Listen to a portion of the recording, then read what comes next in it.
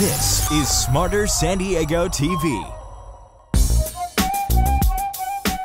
You should have a living trust, or at least a plan right upon your death, just in case, because you never know when you're going to die, number one. It is not about you. And I'm telling you, I didn't understand what it meant at the time. Now people got the taste of what happens when they miss their payment. What? Nothing. I want him to have my house. I'm like, well, the $500 isn't going to do you very much when you can't get the house you want. Right.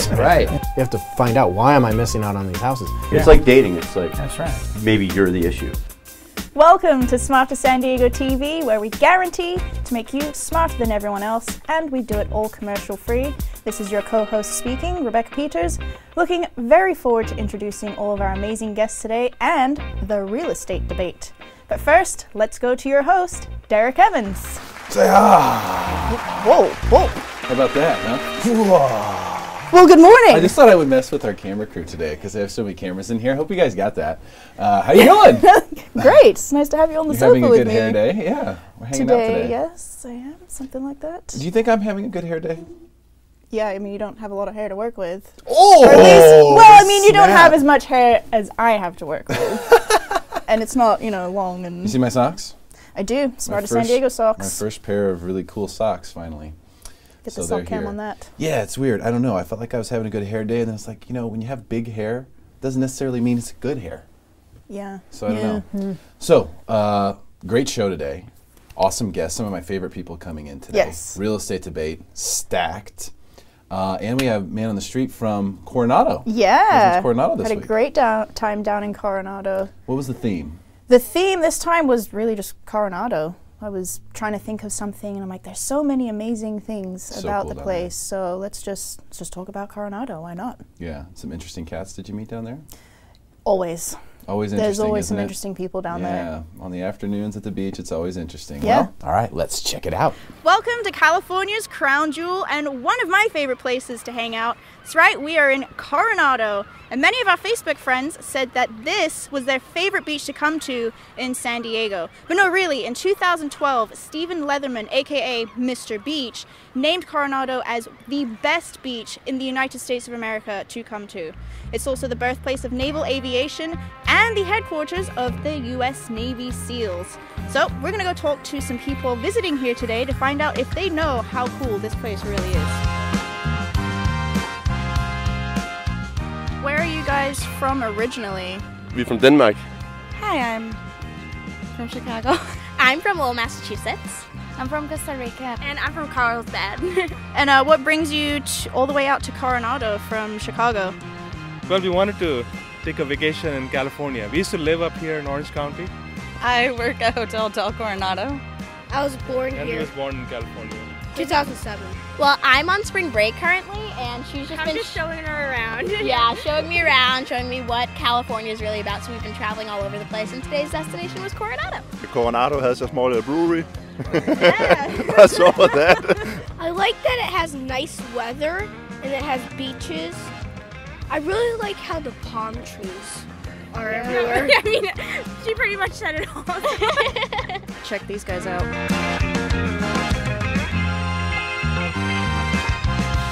Now, the hotel has actually had 76 different movies, or at least productions, set out here. Can you name any of those movies? No, I'm sorry, I can't. You don't know any of them? Mm-hmm. You don't know the name of any of them? No. I personally do not. No. Have you heard of Some Like It Hot? Yeah. With Marilyn Monroe? Mm-hmm. Yeah, that was filmed right here on these beaches. It's about this Marilyn Monroe movie. Yes. Just from what I've seen in the pictures, the photographs, seems like a lot of movies were shot here back in the, 50s, 60s or something. That too. Okay, when she told me that was a game changer. I knew I had to come here. But yeah, she did mention it, and that this is a spot where Marilyn Monroe has been, and so why not, right? That's all you need to know. The hottest woman in history has been on this beach. Why not? Tell us about your friend. She's a Harris Hawk. Her name's South America. We're here to help keep all the seagulls off the tables. Do you have any fun facts about them? They're the most popular bird in falconry right now. They're social, sweet, and the only birds of prey that hunt and live together in a pack. How long does it take to train them? 7 to 10 days. That's it? Mm-hmm. 7 to 10 days to train a bird. Yeah. So she just roams the hotel, making sure that no seagulls. From 9 to 2. And then she'll come home with me. Do you guys have any like funny sayings from back home that's very different for here? Do you know break a leg? Break a leg, like for a stage? Like break a leg. Yeah. Good luck. Grød med fløde. What does that mean? That's just hard to pronounce for American people. Anything like that in Chicago? No. No? No. I'm big on going, yes! Just kind of liven up life, right? Yes! We're saying all the time, pura vida. Yeah. What does that mean? It's like pure life, but means everything for us. It's like good, it's like perfect, it's for everything. Like Hakuna Matata. Yeah. Okay. All right. That's a wrap. I'm out of here. Good job. Thank you. Thank you. job. Had a good time as always. Yes. Never hurts to have a little side boob on your man on the street, huh? How about that? Yeah. Good job, Jade. Yep. I was going to say our producer did a good job with that one. Never hurts the ratings. So, how about those guys with the really deep voices? Did they scare you, From man? Denmark? Yeah. No, not at all. I feel like they're going to eat me. They sounded like they were going to eat you, but they were actually very nice people. They looked like they were so tall, too. Are they like 7 feet tall? Yep. They're like the tallest people in the world in Denmark. Maybe. They are. Oh, they are? Yeah. Oh, my goodness. It's like known. They're actually. I mean, yeah, that's no surprise. Their average height is growing. Yeah, they're going to be 9 feet tall in like 100 years. They eat Miracle Grow for breakfast, by the sounds of it. That was great. Really interesting stuff. Another cute kid. Yes. I can't believe you can train a bird that fast. I was so shocked by that. I'm like, I'm gonna go buy a bird bird today. brains, Yeah. but I mean, whoa. Bird brains, 7 to 10 whatever. days. But no, it was really cool going down to Coronado, and most of the people we spoke to were from out of town. Yeah. Which just goes to show how amazing the place really is, that there's so many people were on their spring break coming to visit Coronado. Coming to visit us right Yes. here in this amazing place of San Diego. All right, we got a jam-packed show today, so I got to get my jacket on, get behind the desk. It's time to start the show.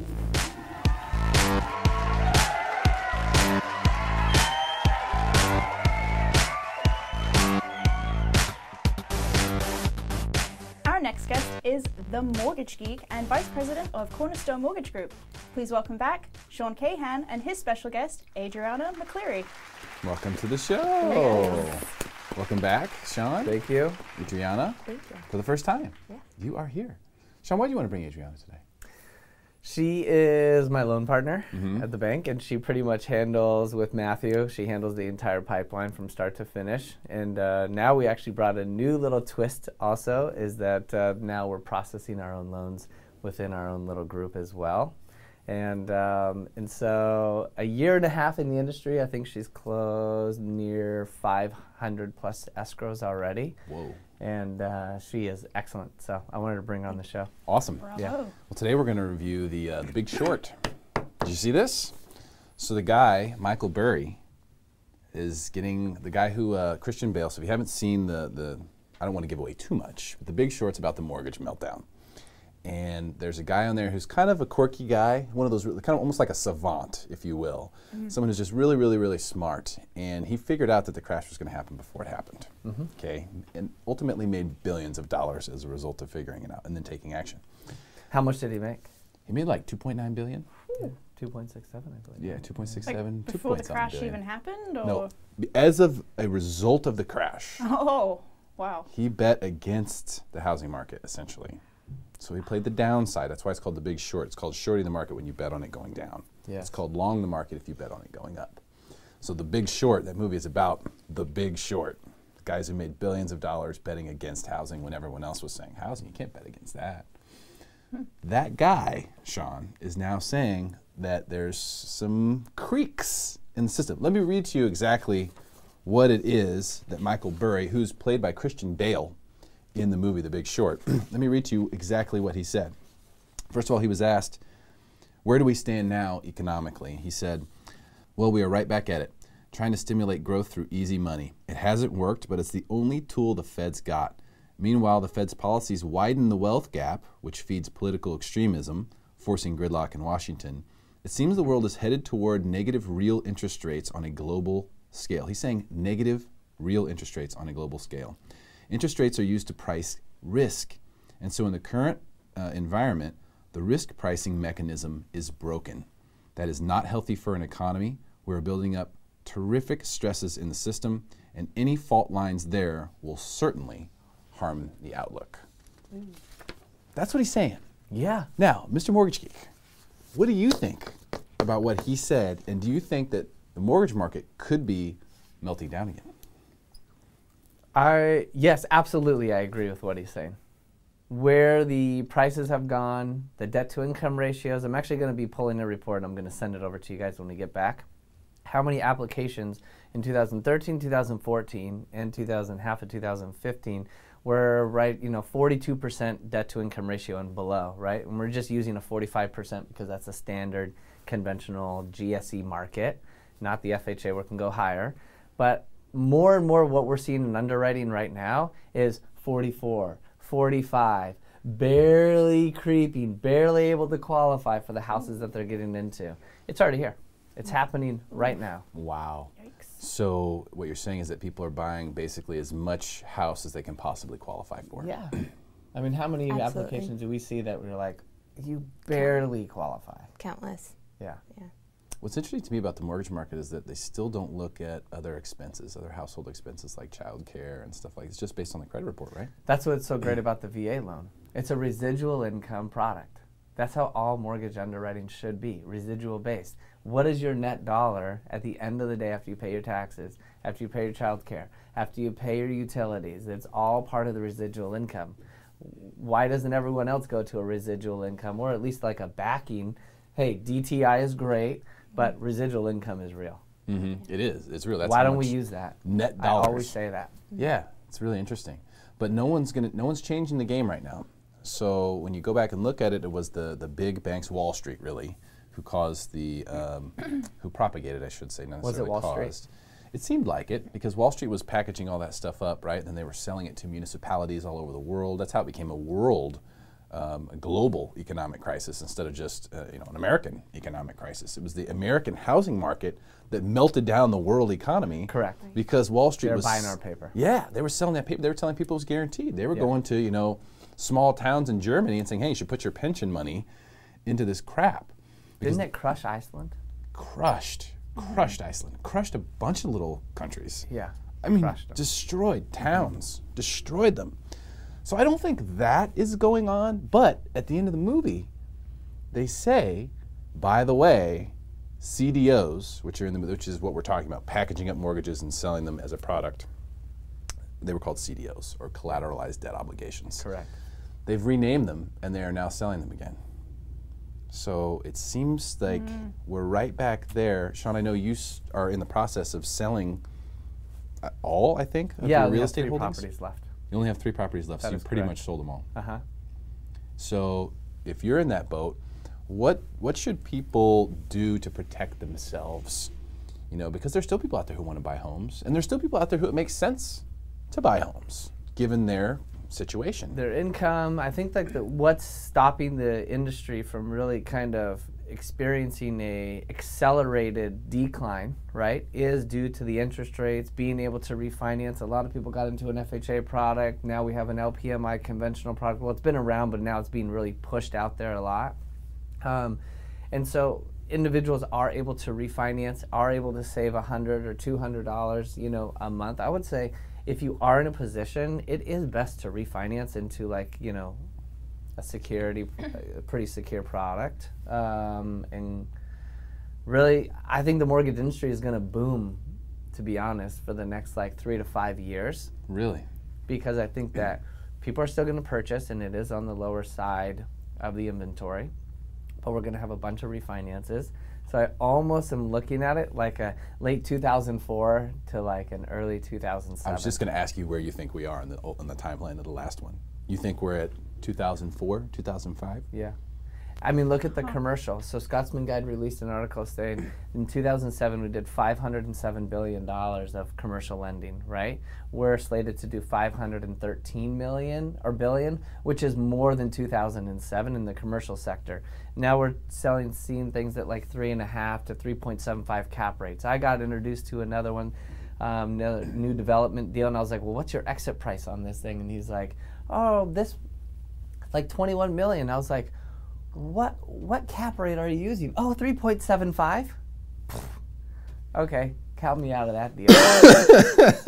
I mean, that's not sustainable. So the cap rates are just too small for the given risks, is what you're saying. And I don't care if it's apartment lending or not and rents are going up.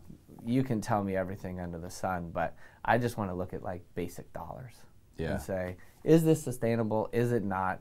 And I think where we're going right now, it's not sustainable. No. But do I think that we're going to thrive over the next 3 to 5 years? Absolutely. It sure seems like there's so much steam behind this locomotive that it is just charging through. And it's like, get on the board or get off the tracks. That's what it feels like. The market feels like that, which is how it felt in 04, 05. It's so funny. It felt that way. It was like, dude, don't talk trash. Either buy a house and sell it and make some money, or shut up. You know, so I think that now we have way less inventory than we did then. Yeah. I mean, way less inventory. More demand. More people live in San Diego. We have more housing needs than we've ever had. So I could see this thing steaming along for a while still. But why don't you think we have inventory? Because people don't have another place to go. If you That's give it. more inventory, that's just, hey, there's going to be more uplegs. There's going to be a lot of uplegs if there's more inventory. There's just no inventory because people are like, if I sell, where am I going to go? The interest rates are great, so I'll just refinance. So I really think that we're going to see more refinances than we did in the past, just because people are just saying, well, I'll just stay in my house. One of the indicators that I saw from last time that I paid attention to this time, that I didn't pay attention to last time, was, you remember when the housing was booming in the 04, 05, 06, 03, all through that, when you would drive down a street and like 4 people would have construction going on, like major construction progress stuff going on in their house, like 4 people per block were doing something. If you drive through Del Mar right now, that's exactly what you see. Yes. Yeah. The streets over, I mean, that's exactly what you see. People like completely facelifting entire properties, you know, construction, huge interior construction projects going on. Typically, that's what people do when what? They realize that, hey, we're sick of our old house, but if we sell, what are we going to buy? So let's refi.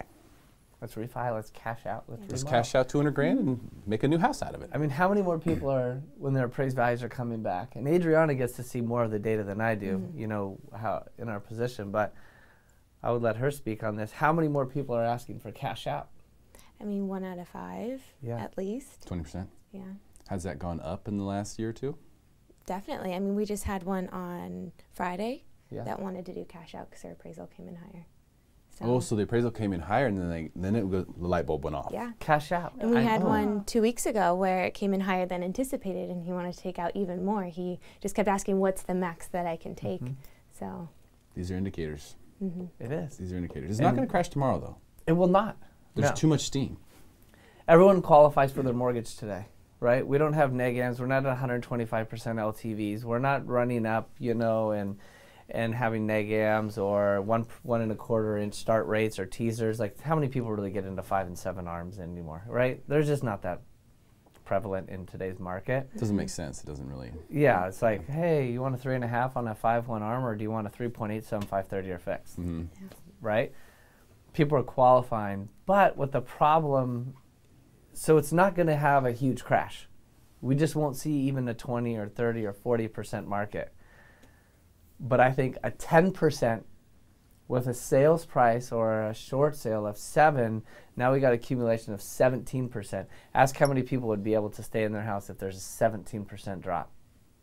Not very many. Well, how many people can continue making their payments, right? Because that was the real problem. Even people who got those ninja loans, as they say in The Big Short, even people who got those, they were making their payments, right? They're making the payments. But then all of a sudden it's like, wait a minute, it's upside down by how much? No, I'm not making that payment anymore. Right. That's the real question, is when is that going to happen? Is it going to be a year from now, 2 years from now, 5 years from now? I'm not sure. But when Michael Burry speaks, people listen now. And I think it's smart to take heed. And based on what you've said, you agree with them. So there's the 2 smartest people I know to look at for this type of thing. Pay attention. This doesn't Can I say mean one last thing about that? Is that before, no one missed their payments for 100 years. And we experienced something that we've never experienced before. Now people got the taste of what happens when they miss their payment. What? Nothing. Right. Their No reaction repercussions. to a decrease in market will say, I've already been through this. I can short sell. I don't have to make payments for 2 years. I've already experienced that. My neighbors don't think badly or poorly upon me of doing this right now because it almost became so easy. Oh, you short sale, you're able to buy again. So is it going to happen quicker? Absolutely, because of that. All right, great stuff. Check out The Big Short if you haven't seen it. Thank you guys so much for your time. Mortgage Geek, Sean, Adriana, thank you so much for being here. And stick around for more Smarter San Diego TV, where we guarantee to make you smarter than everyone else. Commercial free.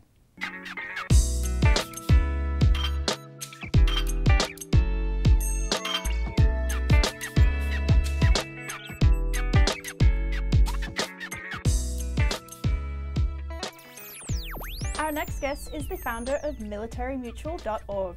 Please welcome back to the show 21-year retired Navy veteran Derek Barksdale and his special guest from ReBoot Workshop, Maurice Wilson. Welcome to the show, fellas. Thank you. Great to have you here. Hey, it's an honor always. Oh my gosh, it's so nice to see you. Derek, today you wanted to bring Maurice on. Tell us why. Well, I think by now everyone understands I'm a man of faith. I'm a man who believes in divine appointments, and this, without question, was a divine appointment. We have a common friend of ours by the name of Keith Gooseby, who's well respected in the entire Navy. He was a Master Chief and my Command Master Chief on board USS Constellation, who changed my life with 5 different words. And he basically told me that it is not about you. And I'm telling you, I didn't understand what it meant at the time. And as time moved along, about 5 years later, I really grasped it. And without those words, I probably wouldn't be here today.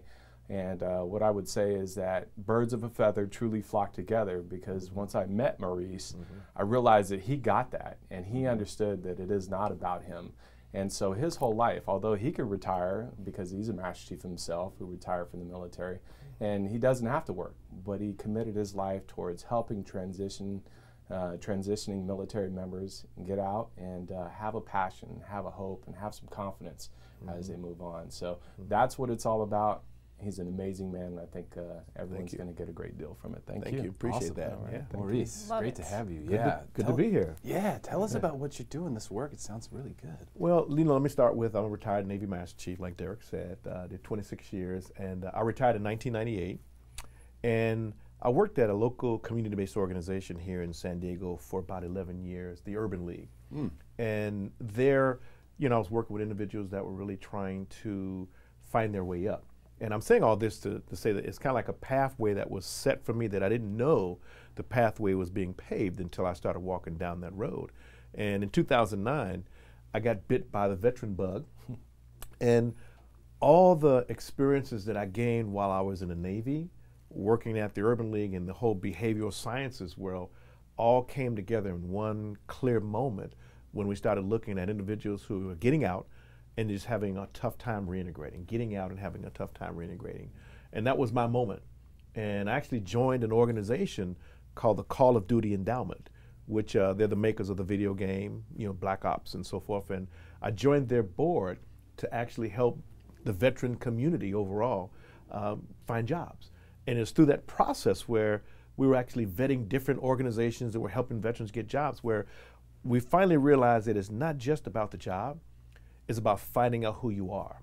It's about redefining your purpose and passion and then resetting your life.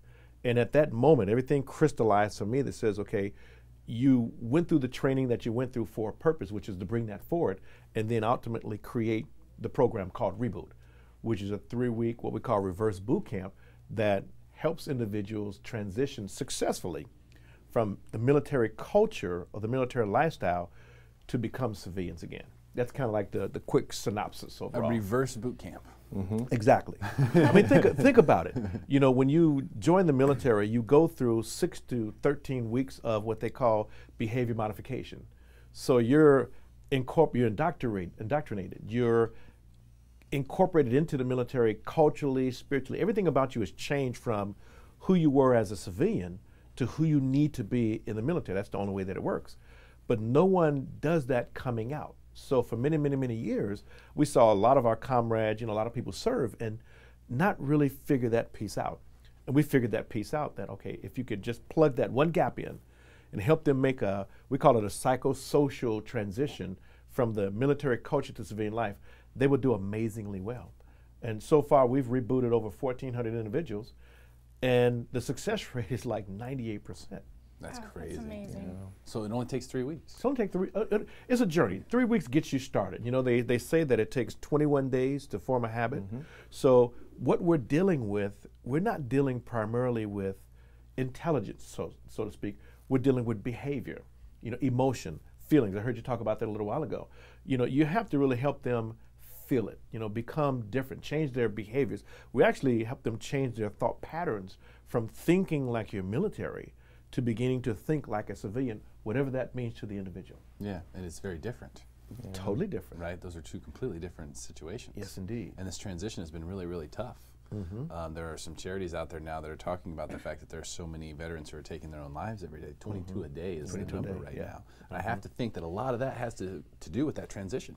It does. You know, because you're jumping off of a cliff or you're taking the stairs down, one of the two. Yeah, in most cases, you're jumping off the cliff. Yeah. And no one's really guiding you. And I think that's the big issue right there is you end up with isolation, fear, self-doubt, loss of identity, not really understanding what's next, no network. And so imagine coming from a world where 80 to 90% of everything that you do is scripted, organized, laid before you. It's like an autopilot process. Imagine coming from that world to nothing, where you have to figure it all out, find it yourself, understand it. You have to know what's going on. That creates what we call this downward spiral. And a lot of people hit that downward spiral, and it doesn't really matter how high up in rank you are or where you are in the military. It impacts us all. You know, I can tell you that my transition, you know, even though I retired, you know, Master Chief E9 at the top of our game, it really took me about 8 years to kind of get rid of that way of thinking to adjust to the new environment. So most of our young people, you know, and I had all kind of things going for me, benefits and so forth. Our young people don't have 8 or 9 years to try to transition in life. They have to get it right almost the first time out the gate. For me, it was when I went through my transition, I was blessed enough to have my passion. I figured it out, but I didn't have it the whole time. I basically, about 15 years into my military career, I didn't know what I wanted to do after I got out of the military. And if I was told, hey, it's time to go, I'd be like, okay, what are you going to do? I don't know, just go out and get a job. I was fortunate enough to be involved in real estate. I found my passion, I knew it, and that was what fueled me to be successful in what I had. A lot of times people get out of the military and don't have that passion, they don't know where they're going, and they find themselves kind of lost as you talk about that downward spiral. Because you're told each and every day when you're in the military what to do, where to go, how to do things. You don't have that when you're a civilian and when you get out. So you really need that direction, and that direction comes within. And I think that's what the program really helps out. So when we're talking about, you know, the time frame with which someone can use this program, what if they got out 6, 7 years ago? Would it still make sense for them to consider this if they are struggling? It doesn't matter if they got out 30 years ago. I'll give you a good example. In February 2015, we rebooted 20 Vietnam veterans in Detroit, Michigan. Wow. All of these guys were homeless, living in a homeless domicile called Peacock Square. They had been living in this domicile for like 3 to 5 years, you know, between all of them. They didn't have a vision or purpose or passion about what was next. So essentially they were stuck in what we call the holding pattern of life. They couldn't really figure out what was next. And so they cycled in and out of all the different programs and projects only to just be stuck. And so they went through the program and they all got it. They all changed. Now, you know, obviously being in their 60s, because so most of these guys are in their 60s, so they got out of the military. We're talking 35, 40 years ago. And so does it work for everybody? Absolutely, yes. It doesn't matter if you've been lost for years or if you're getting ready to transition out. That's awesome. And it's very doable as well. So for anyone who might be watching right now, if there's something that you could tell them, what would that be? Well, you know, I would tell them, find yourself, find your purpose and your passion, and then align that with your career. You know, now, again, I'm saying that, understanding that for many it's going to be a challenge, but at least that's a starting place. You know, ultimately the ideal scenario, go through a ReBoot workshop. You will be glad you did. Your family, your friends will be glad you did. You'll reconnect with everything, yourself, your family, your purpose, your passion. You'll find out who you are post-military. Because when we come in the military, we give our heart and our soul, our very existence, to the mission, to the cause. Well, you got to find your own cause, find your own purpose and align it with the job and be, like Derek said, be very happy with what you're doing. Again, back to the conversation before, it's not about us. In fact, that's what you're taught in the military. It's not about you. It's about something else. But when you make that shift from the military, you have to change to, okay, now it is about me. But you have to learn that in a very humble and respectful kind of way so you don't become arrogant about things. But you do have to start taking care of yourself as opposed to relying upon somebody else to take care of you. Maurice, thank you so much for coming in today. Really pleasure. appreciate your time. This is a great cause. Thank you so much for the hard work that you're doing. My pleasure to be here. Thank you. Mr. Barksdale, once again, thank you for coming. Thank you for you. bringing Maurice. This is great stuff. My honor. Stick around for more Smarter San Diego TV, where we guarantee to make you smarter than everyone else, commercial free.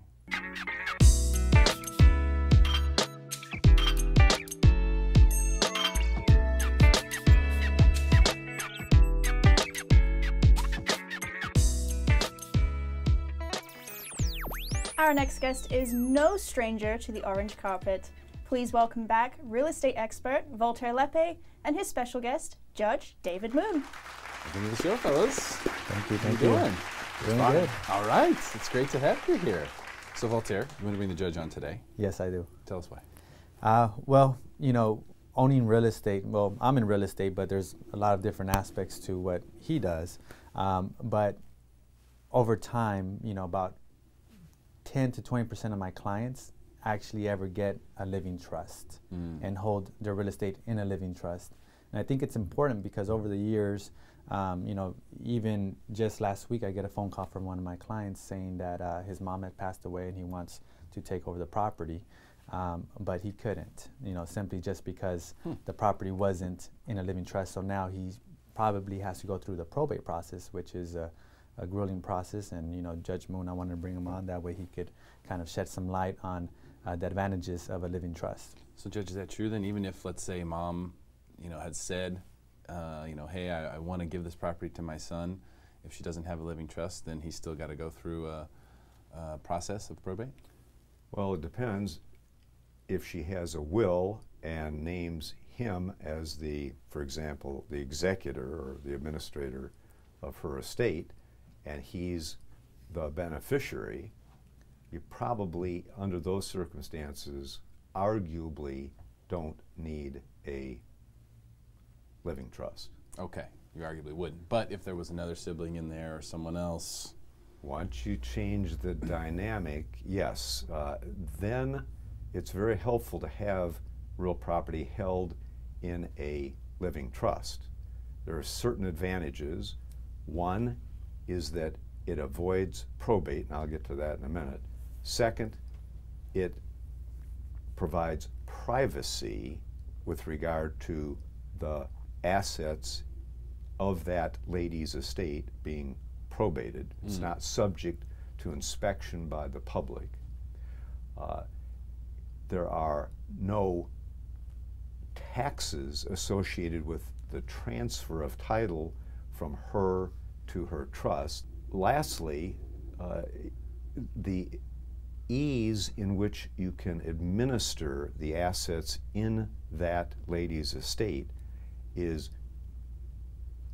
simplified a whole lot. Probate is a much lengthier process, a more costly process on the average than simply administering what happens to be a living trust, and on the death of that lady it becomes irrevocable. Okay, and so we keep hearing the word probate like like it's a bad word, right? You want to avoid something you want to avoid. But is it true that the process of probate is sort of like, you have an estate plan whether you know it or not. The state essentially has a plan by which they're going to administer your assets to heirs or to whomever, and it's just sort of a rigid, set in stone, this is for everyone, this is how it works. And if you want to do something different than that, then you've got to create a trust. Is that that's the real advantage comes with regard to real estate, or real estate interests. That could range anything from a fee interest in a piece of property to holding a trust deed on real property. Generally, if you do not have a trust, all of those real property assets need to go through probate, because when eventually those assets are sold by somebody, a title company is going to require that the transfer be done by a person authorized to sign on the documents, sign the escrow documents, and that person generally is the person appointed by the probate court of that county. And as Voltaire, as you mentioned, you have a real life example. You know, I mean, if you have these wishes but you don't have it written down properly, then it could cause problems for your heirs, right? Right, and you know, I've seen it a dozen times. You know, this example, I just brought it up just because it happened last week, and I wanted everyone to kind of get a different perspective. You know, he's a judge, right, retired judge, and he does arbitration and mediation now, in mediating these situations. And I know I've spoken to attorneys that have a different, you know, point of view because they're trying to sell something. They're trying to sell, you know, living trust and different things. But I wanted a different point of view from someone that's been a judge in a court, you know, and seen, you know, thousands of cases, you know, and different examples. So, you know, that's why I wanted to bring him today. Yeah. So, Judge, the process of probate then is just sort of the process of trying to figure out who it is that can sign on that dotted line. Right, that's the court trying to figure out who has the right to sign on the dotted line for these assets. If the person simply wants a simple will, let's say that attorneys charge $250 or $500, whatever it happens to be, to prepare that simple will, as opposed to what they'd have to charge for preparing a complete estate plan, which might include such things, not just the trust itself, but could involve a health care directive, powers of attorney, and the like. Those expenses could be a lot larger up front. Mm-hmm. But that could be, for example, as low as $2,000, $2,500, and it could be a lot more. But the theory is that on the administration of the assets when the trustor dies, the expenses will be a lot less than they would be if you had to go through probate. Probate provides for statutory fees and extraordinary fees for both the personal representative and the personal representative's attorney. So, Judge, if there's one piece of advice that you could give to everyone watching this right now, what would it be? Go see an estate planning attorney if you intend to try your darndest to make sure that there are going to be the least number of problems that might occur on your death. Okay. Voltaire, anything you want to add? You know, one thing that I've noticed with probate is that the state's supposed to be posting in different newspapers, you know, let it be known that this property, the owner has passed away, and if anyone has a claim, they should, you know, go and stake their claim. So you should have a living trust, or at least a plan right upon your death, just in case, because you never know when you're going to die, number one. And number two, you want to minimize any people coming out of the woodworks, you know, trying to claim a stake on your estate, on your hard-earned, you know, dollars or real estate. Okay, makes sense. Is this something that should be done no matter what age you are? So even if, you know, at my age, I'm not right. very old, but I could die at any time, I should still get a living trust. Correct. Yeah, I help people all the time, you know, first-time buyers, you know, millennials, and you know, one piece of advice when we go over the way they could hold title is, hey, you should see an attorney about possibly creating a trust. That way, if something happens to you, you know, your beneficiaries, you know, get what you intended for them to get. And most people don't take that advice. So unfortunately, most people don't. And you know, if you just postpone and keep procrastinating, then over time, guess what? You're never going to have one. Okay, great stuff, Voltaire. Thank you so much for being here today. Really appreciate your time. Judge, you're welcome. Thanks for your time. Thank you for coming. Really appreciate it. Quite Stick welcome. around for more Smarter San Diego TV, where we guarantee to make you smarter than everyone else. Commercial free.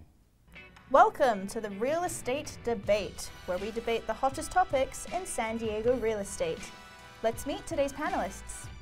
Sam Rasool, President of Rasool Group at Keller Williams, Frederick Remick, owner and partner of San Diego Realty Brokers, Billy Colstock, Realtor of Keller Williams La Jolla, and Johnny Perez, broker and realtor. Thank you all so much for being here. Really appreciate your time today as we, of course, debate the hottest topics in San Diego real estate. Topic number one, we're going to jump right into it.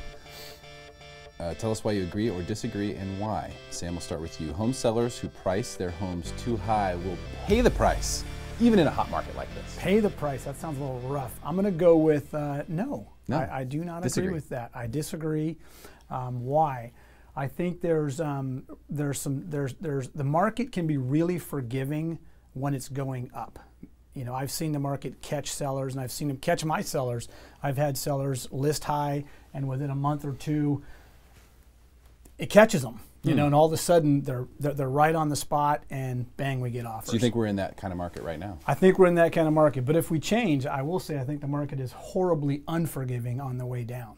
Yeah, very much so. Yeah. So do you think the strategy right now is then to price your home above the market? No, I think you should always try to price your home at the market. It'll increase the odds of getting multiple offers, and if you're a skosh low, you're going to get bid up anyway, and you'll beat the market. Okay. Billy, what do you think?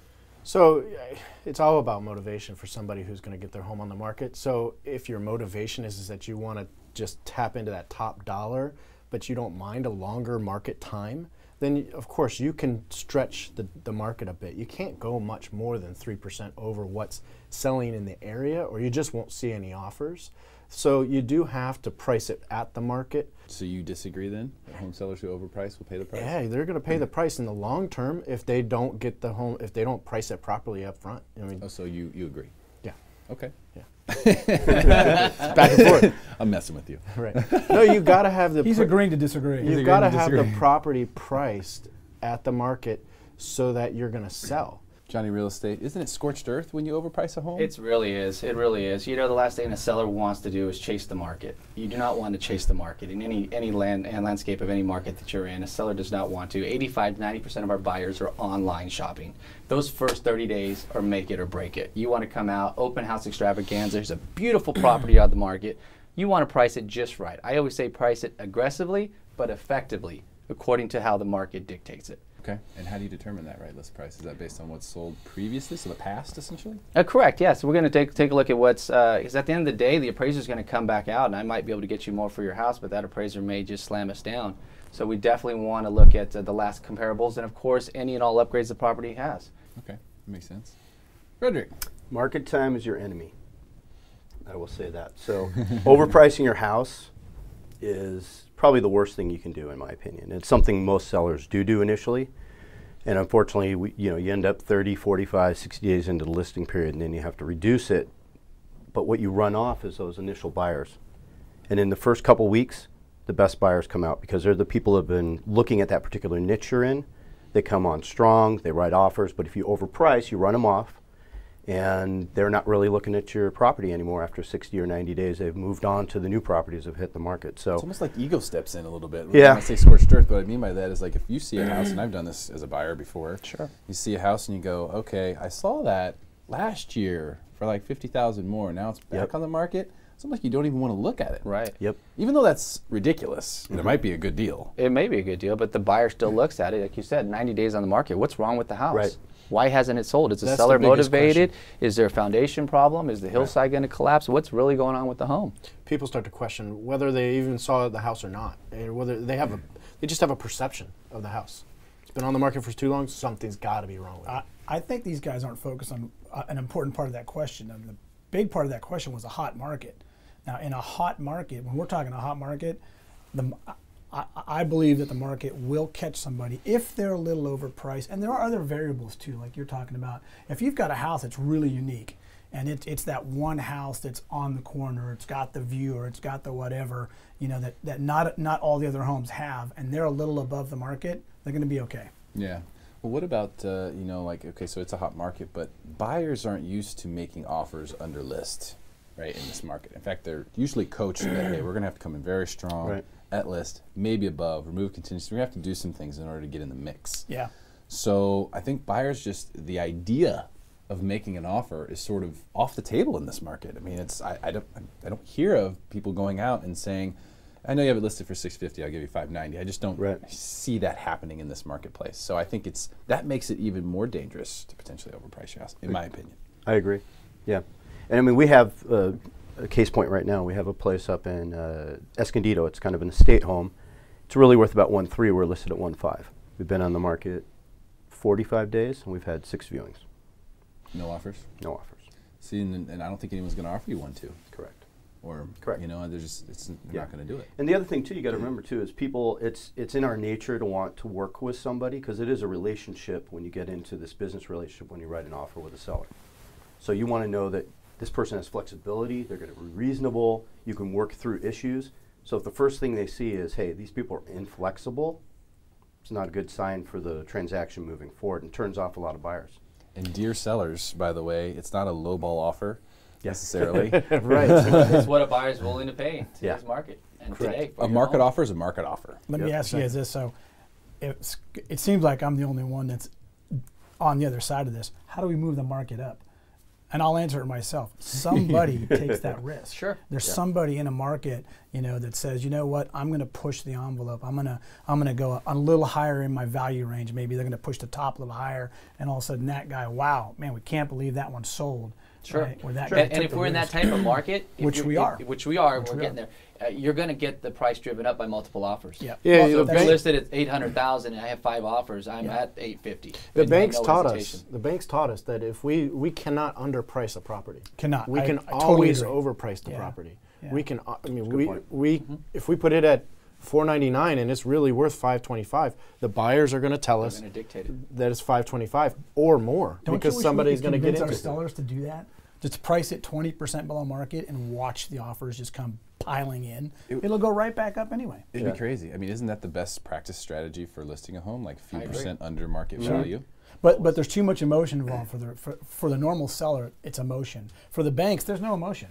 You know, it's an asset manager. Well, we're lucky here. We have value ranges here in San Diego. Yes. And we're one of the only markets that has that. So what we're able to do is say, okay, our house is worth $5.25.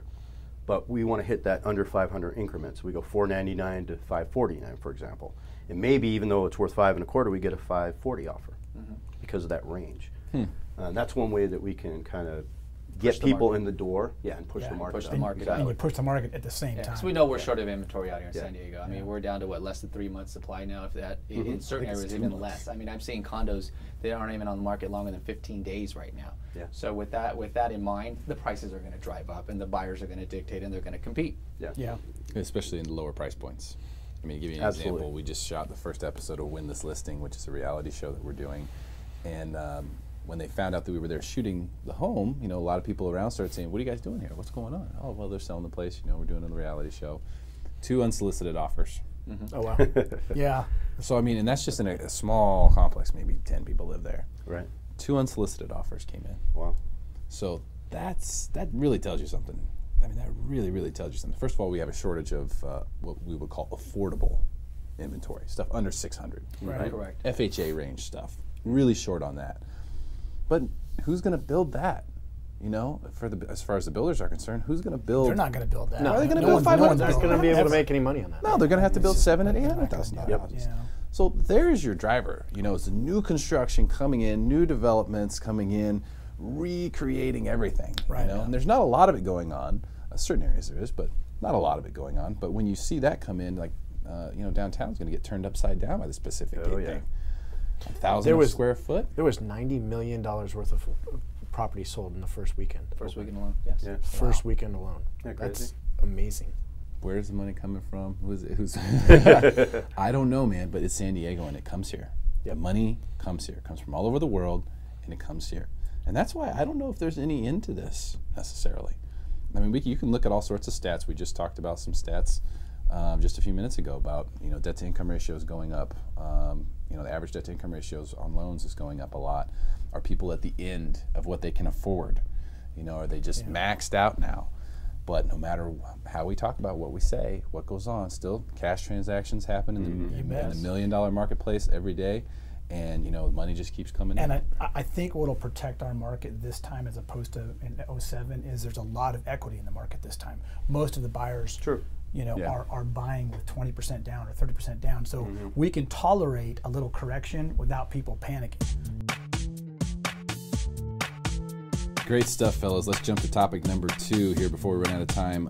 Topic number 2, agree or disagree. Frederick, we'll start with you. Frustrated buyers should wait for a time when the market is not so hot. Well, I think the first thing we have to figure out is what the dynamics of the buyers are. So if we're talking about somebody who they've never had a house and their options are 1, I rent and pay an exorbitant amount of money, 2, I buy, then I always believe it's better to purchase a home. There's no question about it.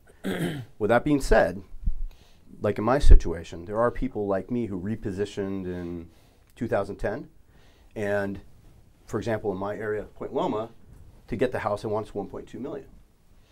Don't want to spend $1.2 million. So it might behoove me to sell now at a high point, keep my equity, and wait for a drop in the market because I want to move so far up from a 350 basis to, you know, hopefully a 900 basis, not a 1-2 basis. That would be the only strategy that I would encourage somebody to sit out the market. So for move-up buyers? Yeah. Okay. Johnny, what do you think about that? You know, I think it's up to the buyer and what they have going on personally and in their life. I mean, a lot of them, if the wife is pregnant and kid number 2 is coming and they're in a 1 or 2 bedroom, they're going to need that 3 bedroom, then now's the time. And we just have to properly educate them and walk them through the process. Is it frustrating? Yes. Are we low on inventory? Yes. How can we help you? This is the steps we're going to take to find you that right home. So I think it just goes back to your standard buyer. When they're ready to buy, they're going to buy. Billy? You've heard me talk about this before. I think we have to go back to the reason why they're buying. And so if the family's made a decision together, we're going to buy a home and we're going to put down roots, it doesn't matter when you buy, now's the right time. So as long as you're not planning on doing this as an investment, then that's a different ballgame. But the typical buyer who's buying a house, if you're buying that for longevity, consistency in your family, safety, security, doesn't matter. Right now is the time. Sam? For your regular consumer, no. They should absolutely not wait for the market. They should really be focused on interest rates. For the average home buyer, the price of the home, I mean, I don't want to sound silly here, but it's almost irrelevant. I mean, I would rather pay $100,000 more for a house and have a 1% interest rate than have a 9% interest rate and get a $50,000 deal on the house, right? Because ultimately, it's such a long window for that loan that it really doesn't matter. And most homeowners, their first home especially, that's who's frustrated, right? It's the first-time home buyer. They're going to be selling the house. They got a 10-year window at most. Focus on interest rates, and interest rates are great right now. Let's look at cost of ownership. Absolutely. During the proposed time frame you plan on being in the home. Yeah, totally. So I got a message for frustrated buyers because I've been there before, and then we'll let you guys chime in as well. Yeah. You know, I've been there. It's tough. It's a tough position to be in, but the reality is there's no guarantee it'll get easier later. In fact, most of the people who've been waiting for a couple years now, waiting for something to go down, have found themselves brutal for them. Priced out of the market or just completely taken out. Yeah. So there's no guarantee that prices will come down. It's all perspective based. Correct. So prices will go up 30%, and then they come down 10%, and you're like, oh, they finally came down 10%, I can buy now, but it's 20% higher than when you first started looking. Yeah. So there's no guarantee that prices will come down. They don't have to. Just like interest rates don't have to go up either. That doesn't have to happen, but it could. So don't expect that the future will bring exactly what you want. It's okay, by the way, too. The other piece of advice I have is it's okay to be in the market for a while.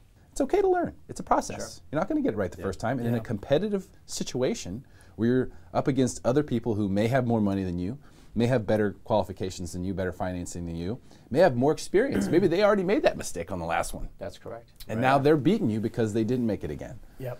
So it's a learning process. It's okay to write offers. It's okay not for them to be accepted. And I think that's the key right there. Yeah. It's okay to write multiple offers on multiple houses. Oh, yeah. Some buyers feel that, again, frustrated buyers, sometimes they feel like, oh, I made an offer, I got to wait now to see what they say. And for us as selling agents, when we're out there, no, go ahead, let's write multiple offers so we have options. Yeah. So you have 2 counters come back versus sitting there twiddling your thumbs waiting, and you get more frustrated because you don't get that house.